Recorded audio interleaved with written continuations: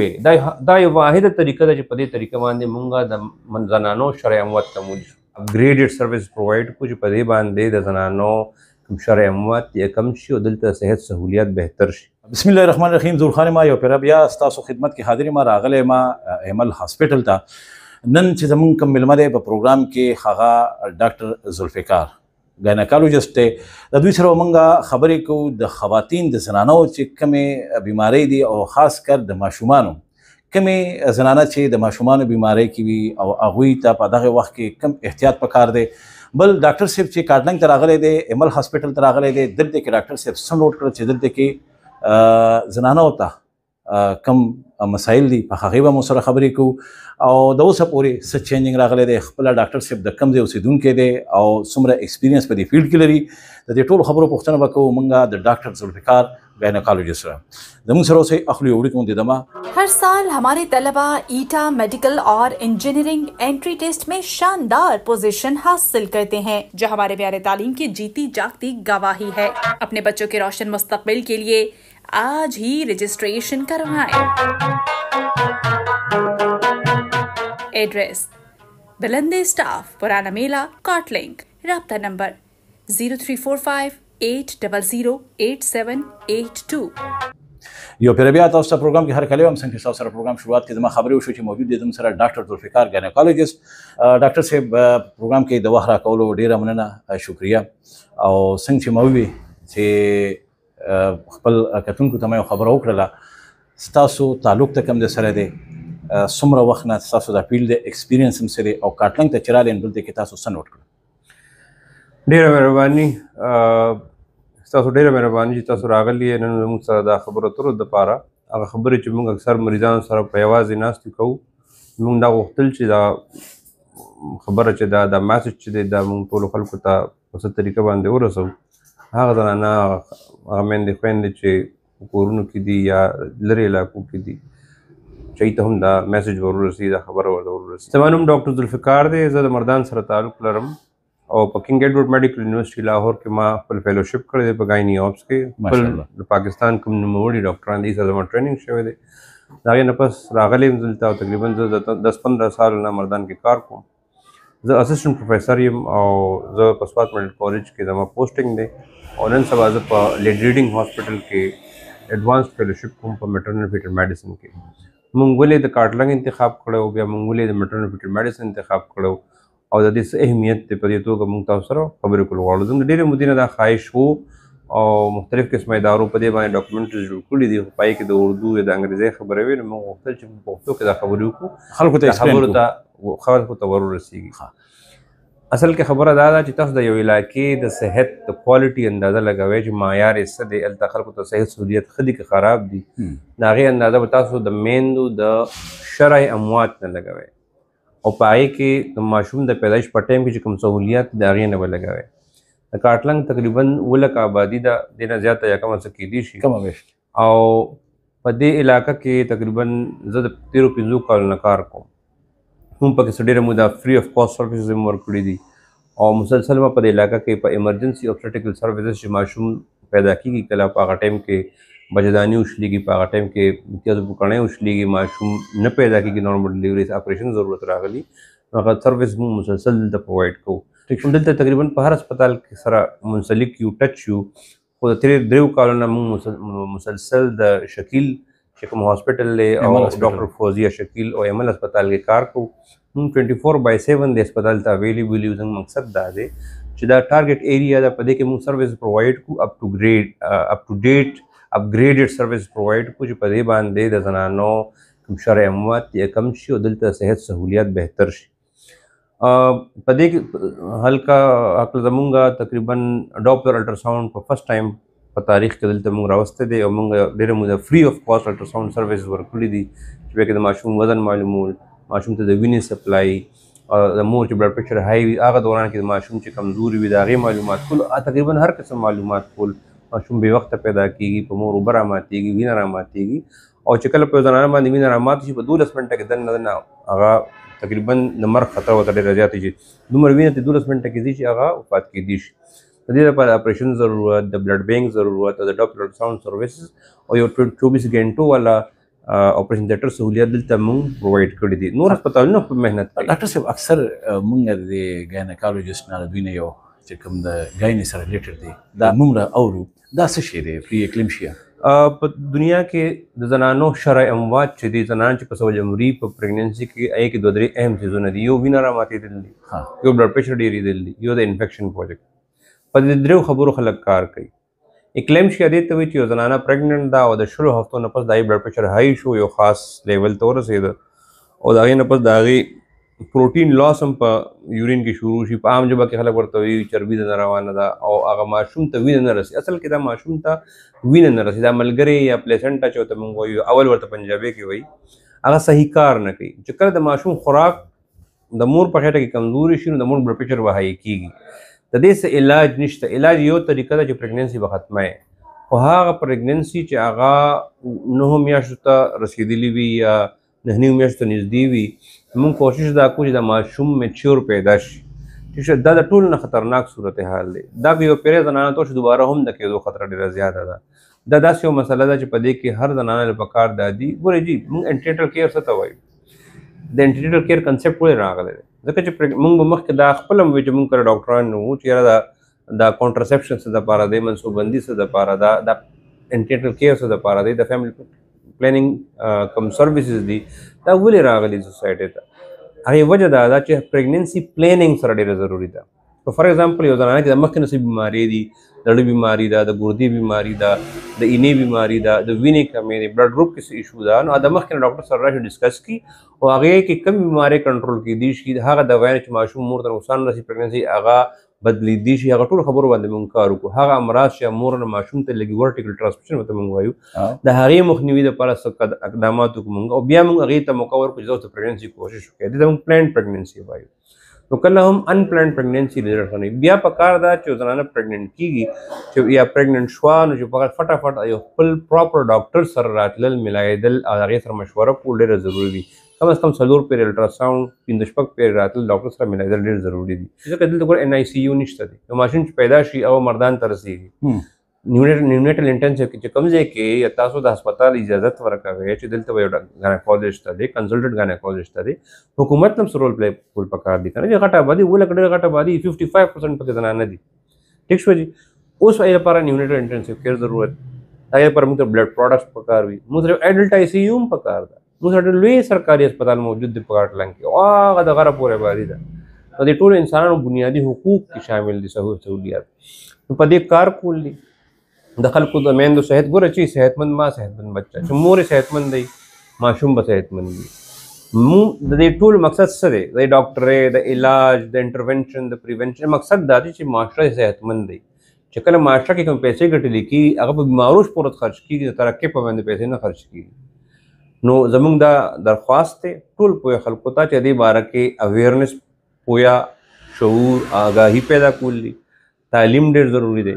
ګورئ جي مونږ پیسې په هر څه لګوو، مونږ په صحت پیسې چېرته هم نه لګوو. دا خبره صحیح ده. مونږ ټول که یو ځای شو 2 لکه خلک 1000 روپۍ میاشت یو ځای کړي نو دې نه ډېرې غټې پیسې جوړېږي. نو دوی په خپل سر باندې په دې علاقه کې مونږ دا اکثر په دې خبره کوو د نیونیټل انټنسیو ماشوم چې بې وخته پیدا شي هغه ته د وینټیلیټر ضرورت راځي، هغه ته د ډاکټر ضرورت راځي، نیونیټالوجست ضرورت راځي. نو مونږ خو راغلي یو، زه خو پرینیټالوجسټ یم، مطلب زه میټرنل فیټل میډیسن سپیشلایزیشن کوم لګیا یم او زه د خپل سروس دلته ورکوم. په دې کې مونږ سره د عوامو د نورو ډاکټرانو مرسته پکار ده. که مونږ د پیسو ګټلو په نظر ناست وي په نظریه باندې پکار خو دی مونږ د خپل هسپتال اسلام آباد ته ورسوو، خو مونږ خو د عوامو خدمت دپاره د خپلې علاقې د ترقۍ دپاره لګېږو. ډاکټر صاحب اوس پر شو د دیهاتي یو سوال بر باندې کومه. اکثر چې هسپټل ته زنانه راشي او د هغې سرجري وشي نو وروسته ورپسې بیا دا خبرې کېږي چې یاره دا خو نارمل هم کېده خو د ډاکټر یا د ډاکټرې صاحبې دې له سرجري وکړه دا په دا ډیلیوري چې دا نارمل ونه شوه دا په ډاکټر باندې بلیم لګي. د دې سرجري ضرورت څنګه ولې راځي؟ لږ په دې باندې موږ ته خبره وکړئ. داسې کار دی چې اپریشن اکثر داسې 2 وجوهاتو باندې کېږي چې کله د ماشوم ژوند ته خطره یا د مور ژوند ته خطره. دا خو ډېر د شکر او ډېر د خوشحالۍ خبره ده چې نن په غاټلنګ کې دا سهولت شته دی او چا ځان کمټ کړی دی چې د اپریشن سهولت دلته موجود دی. کني زنانه خو به دلته نه که ټرانسپورټ کې فار ایگزامپل د سرجري ضرورت راغی دلته نه ټرانسپورټ کې MMC ته به MMC نه ریفر کېږي LRH ته، نو په دې کې به ډېرې زنانه مړې کېږي. دا یو فیکټ خبره ده. 12 منټ دومره ټایم دی 12-15 منټ کې کما په زنانه باندې پریګننسي دوران کې وینه راماته شوه او 12-15 منټ کې د هغې ژوند ته خطره ډېر زیات 99% خطره چې هغه وفات تاسو دې ویني خبرو پر اکثر موږ ته په پښتو کې وي اسپه پې راماته شوله زنانو ته زموږ د علاقو زنانو ته وي اسپه په ډیلیوري دوران کې بیا اسپه راماته شوله وینه تېتېدله او بس هغه وینه پوره نه شوه زنانه مړه شوله لږ دا راته ایکسپلین کړئ داسې کار دی جی ما تاسو ته انټینیټل کیر وختي دا وویل چې انټینیټل کیر دې ته وایي چې موږ مسلسل یو پریګننسي کې سکرینینګ کوو چې دا لو رسک ده دې کې خطره ډېره د وینې راماتېدو د ماشوم د مړ کېدو د مور ژوند ته صحت ته خطره او که نه ده هغې ته موږ لو رسک وایو نو هغه نارمل ډیلیوري په کور کې بیا موږ یو ټرین برث اټینډنټ په پریزنس کې یو دایي په پریزنس کې یو د نرس په پریزنس کې هغه هم کیدی شي دغه شان دی کوم های رسک وي نو پکار دی چې ریفر کېږي کنسلټنټ لډي نوټ ته کنسلټنټ لډي نوټ دلته نن سبا موجود دی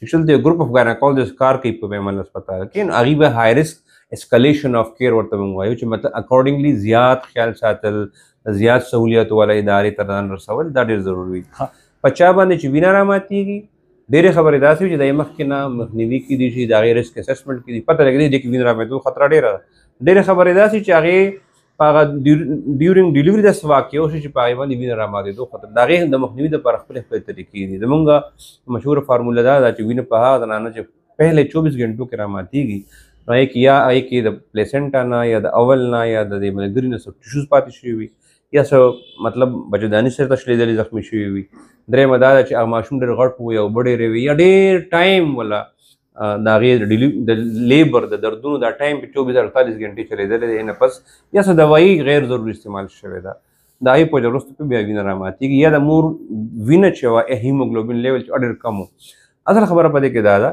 چې موږ له 2-3 کاره پکار دي یو خو موږ له خپل پاپولیشن ریګولیټ کول پکار دي ولې دي دا صرف د یو ډاکټر د مارکیټینګ یا د پیسو خبره نه ده ٹھیک شو که نه دا د زموږ د سوسایټۍ د زنانو د میندو خویندو لوڼو د صحت خبره ده چې هغې صحتمند وي زما روانه معاشره به هله صحتمنده کېږي اوس خبره دا ده چې موږ له یا د خپل کوم پیرامیډیکل سټاف دی دا خو ټرین کول غواړي هغې یو نیټورک ډیولپ کول غواړي هغې چېرته هم شک راځي چې دا مریض های رسک دی یا د 12-13 घंटो زیات یې ډیلیوري ټایم وغوښتو ماشوم نه دی پیدا شوی پکار دی چې فټافټ د کنسلټنټ سره په واتس اپ ګروپ باندې نن سبا رابطه کېدی شي په فون باندې کېدی شي داسې فورم موجود دي هسپتال سره کانټیکټ دا هاټ لاینز ډیولپ کېدی شي چې پای ریفر کېږي هغې لپاره بیا ټرانسپورټ فیسیلیټي هم ډېره ضروري ده نو دا ډیټا ډیولپ کول چې زموږ څومره زنانه پاپولیشن دی بیا کې پریګننټ پاپولیشن څومره دی بیا کې لو رسک څومره دی او های رسک څومره دی This is the only way. دا یو واحده طریقه ده چې په دې طریقه باندې مونږ د زنانو شرعي اموات ته موجود شو. دې علاوه یو میجر خبر دا ده چې پخوا چې به د زنانو نارمل ډیلیوري کېدی نن سبا تقریبا او سرجري هم ډېرې کمې وي هغه وخت کې به نارمل ډیلیوري کېدی نن تقریبا هر زه به دا وایم چې 90% یا 95% چې نو سرجري کېږي آیا زموږ واک نشته دی زموږ غذا کمزورې ده دا رقم د نظام سره ده یو خو دا د دې خبرې باره کې لږ څه د مس انډرسټینډینګ دی مخکې به اپریشن نه کېد ځکه چې اپریشن چلا ورته نه ما په خپله په دې ډېره ډېټا کلیکټ کړې ده موږ دا اورېدلي دي ما ته دا مشرانو ویلي دي چې پخوا به یو زنانه پریګننټ وه او به نیمه د مرګ په خوله کې وه او نیمه د ژوند په خوله کې وه او دا به ډېره غټه کارنامه وه چې به ژوندۍ بچ شوه ٹھیک شو دا اوس چونکې الټراساؤنډ فیسیلیټي راله انستیزیا ښه شوه دا 2012-13 نه په دلته فیسیلیټیز ښه شوي دي او خلکو اپریشن کولی شي نو ځکه ماشوم په اپریشن وروباسي موږ سره مخکنی ډیټا هم نشته ریګولیټډ انفارمیشن خو نشته که نه دا خو یو د بدنیتۍ یا د ډس انفارمیشن یا د مس انډرسټینډینګ په بنیاد باندې یا څه د بزنس انټرسټ په بنیاد باندې دا خبره به خلک کوي دا غلطه ده ها چېرته څه مال پریکټس دی هغه د حکومتي ادارو داسې د ریلیونټ ارګنایزیشن انسټیټیوشن ذمه داري ده چې ډیټا ډیولپ کړي د انډیکیشن معلومول چې اپریشن ولې شوی دی نارمل ډیلیوري ولې شوی تاسو ما وختي وویل چې موږ ته پکار چې موږ خپل خلک ټرین هم کو فیسیلیټیټ هم کو او خپل ډیټا هم معلومه کو موږ ته الله بیا زموږ خبره ویلیډیټډ وي چې دا خبره رښتیا ده که دروغ ده یو زنانه څو سرجري د ماشومانو اکثر وایي چې 2 یا 3 ماشومان موږ خو د اپریشن په حق کې بالکل نه یو موږ د نارمل ډیلیوري په حق کې پای خرچه کمه ده هغې باندې مریض زر کور ته واپس ځي یو زنانه ماشومان په خو که چېرې فار ایگزامپل اپریشن یو پیره وشو وجه یې څه وه دا ډېره ضروري ده اوس ماشوم او د پریګننسي حالات څنګه دي دا هغه ټایم فیصله کېږي دا څه فکس خبره نه ده خو دنیا کې د 2 اپریشنو نه پس هم نارمل ډیلیوري شته دی شوې ده کېږي او نارملی چې یو پیره نارمل ډیلیوري وشي اپریشن وشي سیزیرین سیکشن وشو او بیا پکې داسې څه وجه نه چې هغه دوباره راغلی دا یا د مور د اډوکې تنګ دی یا ماشوم غټ دی یا برابر پروت دی که نه، یا د املا راغلی د ماشوم نه مخکې دا وایي کې وینې را ماتېدو خطره ډېره ده، یا مور شوګر بلډ پریشر ډېر زیات دی په پریګننسي کې، نو بیا د هغې کې چانسز دا دي چې موږ 80% 60 سے 80% د کامیابۍ موقع کیدی شي. خو یاد ساتئ چې د چا یو پیر اپریشن وشي هغې په کور کې ټرایل بیا نه اخلي، نارمل ډیلیوري به وشي، واو هغه به ټیک دی کنسلټنټ ډاکټر له راځي د هغه په پریزنس کې به دا ټولې خبرې پکار دي چې موږ بار بار وکړو. متا که د چا نارمل ډیلیوري شوې ده ټیک ده بالکل، او هغه لو رسک ډکلیئر شوی دی یو ډاکټر نه، هغه په کور کې د ټي بی اے په پریزنس کې ډیلیوري بالکل کوي. که سب ایشو پکې ډیولپ کیږي، رایز کیږي، را پیدا کیږي پکې، بیا پکار دی په رابطه کې چې مریض فوراً ټرانسفر کوي. ټیک شو. زموږ په قوم کې بله خبره هم پکار ده، موږ ټول لدا هم پکار دي چې موږ د وینې د ډونیشن دپاره هم یو کمپین یو مهم وچلو چې چونکې هغه ټایم کې بیا د وینې را پیدا کول او ریلیونټ نو دې لپاره دا سیزونه ډېر په ګرانه بیا کېږي. نو پکه یو مهم دا وچلېږي چې موږ سره د هر چا بلډ ګروپ وي، خاص کر نیګیټیو بلډ ګروپ ډېر په ګرانه ملاویږي چې داسې چاته ضرورت راځي چې یو ګروپ وي. په دې ګلګت کې هم شته ما کتلي دي، هغوی فټافټ په ګروپ کې خبرو کړي او خلک ولا هغه ګروپ والا راشي وینه ولا ورکړي، ځکه چې تاسو په پلانینګ سره په چا وینه نه راماتېږي. چې پلانینګ سره نه راماتېږي یا داسې سچویشن راغی نو پکار چې وینه موجود وي. بیا صرف وینه نه ساده سره وینه سپینه وینه هم او پلیټلیټ هم ورته پکار دي چې ملاوي دي. چې پر انشاءالله موږ کوشش دا دلته خپل مشینانو لګو او هغه ته دا سهولت ملو شي. ډاکټر صاحب زما د کاټلنګ چې کم خواتین دي هغوی ته ستاسو طرفه داسې څه میسیج دی په دې حواله باندې چې د هغوی غذا، د هغوی کیر او د هاسپټل کې یا چې د هغوی کوم کنسلټنټ دی د هغه سره په رابطه کې څه وایي په دې حواله باندې؟ ګوره جي همیشه پکار دا دی چې یو ډاکټر له ځې چا ډاکټر وي. د دې لپاره زه اکثر مریضانو ته وایم چې تاسو په کاغذ باندې ګوره چې دا ډاکټر دی که نه دی، په دې PMDC نمبر لیکلی. موږ څونه کوشش کوو که نه چې کپړې جوړو، چې فرنیچر جوړو، موبایل اخلو، دومره کوشش د ډاکټر دپاره هم پکار دی. دا ټول ډېر محترم دي څوک هم چې کار کوي. اوس چاته ډاکټران نه دي کار نه کوي، ظاهره ټول خلک به کار کوي، دا ټول ډېر امپورټنټ خلک دي. خو دا ډېره ضروري ده چې د ډاکټر په نوم څوک دوکه در نه کړي. یو دا خبره ده. دې لپاره اول په خپل تعلیم کار کول پکار، کوشش پکار چې موږ په خپلو علاقو کې خپلو وړو ته، جنکو ته، هلکانو ته، سړو ته ایجوکیشن ډېر زیات کړو. تعلیم یو رڼا ده چې تعلیم یو پیره راشي، خلک په خپل ښه بد په نقصان او فایده پوه شي، اټومیټیکلی د هغې انډرسټینډینګ سیوا شو ای به ښې فیصلې بیا ځان دپاره کوي. بیا هم چېرته سړی په خبره نه پوهېږي، پریګننسي سره مسلې، بیفور پریګننسي یو سړی واده کوي چې هغه راځي د خپل ډاکټر سره ریګولر مشوره کوي، د خپل ډاکټر انتخاب پکار چې هغه به ریګولر راځي بیفور پریګننسي اینډ ډیورنګ پریګننسي، او د هغه د رهنمایي نه خبره بالکل مني، ځکه چې منونکي به فایده کې پاتې کېږي. صحیح شو جی. ډېره مننه ډاکټر صاحب د وخت راکولو. جی ګراوند کتونکو څنګه چې ډاکټر ذوالفقار صاحب یو خبره وکړله، د ټول نه اهم خبره دا ده چې د هغې ځوانانو یا د هغې خواتین دپاره اکثر خلک وایي چې یاره نارمل ډیلیوري شوې ده نو راتلونکي بچی چې دا به په نارمل وي، نو داسې هم ممکنه نه ده. او اکثر دا هم کوي چې یاره یو سرجري وشو نه کېدای شي دا بل په کور کې د ډیلیوري کوشش کړي، نو دا هم د زنانه دپاره انتهایی رسک خبره ده. د دې نه علاوه چې کوم مین او خاص خبر دا ده چې تاسو چې کوم ډاکټر سره یا ډاکټره ده هغې له ځئ، نو تاسو اول دا وګورئ چې آیا دا څومره ایکسپرټ دی، تجربه کار دی، او دا د PMDC نه رجسټرډ دی او که نه دی. دا د یو زندګۍ نه، دا د 2 زندګیانو کومه چې د دنیا ته راتلونکي نه د هغوی دپاره هم دا خطره جوړېدلی شي. موږ به له ډاکټر ذوالفقار سره ګاهې به ګاهې په دې حواله باندې یو د اګاهۍ دا مهم چلو او د کاټلنګ چې څومره عوام دي دا به په دې باندې اویر کوو. دا زموږ یو پارټ 1 وړاندې سټیپ و چې تاسو زموږ سره واورېده. زه ظهور خان اجازت غواړم. د لوی الله په امان.